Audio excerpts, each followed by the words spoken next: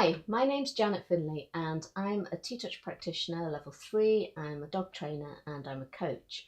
And I work particularly with people who have reactive dogs, dogs who find it difficult, challenging to deal with other dogs, people, other things in the environment. So we work to change how they feel about the things that they're worried about and to teach them alternative behaviours, things that are more acceptable for them to do when they see those things. And we also focus on the relationship between the dog and their guardian and making that relationship really fun and enjoyable for both parties, so that instead of focusing on things that are out there, they're really focused on each other. And what's pretty clear in doing that work with people and their dogs is that even though we may think that when we're dealing with reactivity, it's all about training, actually, it starts with you. Now, what do I mean by that? Am I saying that it's your fault that your dog's reactive?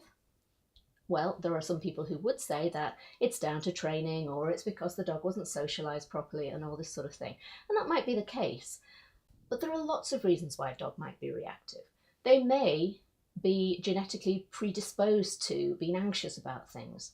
They may have had bad experiences as they were growing in the litter.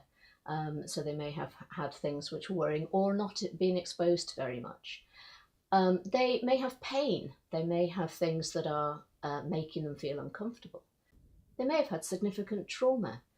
Sometimes it only takes one instance to change a dog from being relatively okay with stuff to being a dog who reacts to stuff.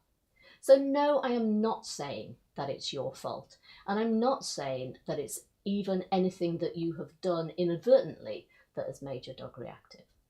What I'm saying is that what I've noticed in working with many hundreds of people with reactive dogs over the years is that the most successful cases, the dogs who change the most and the partnerships who change the most, are those where the owner is willing to change first.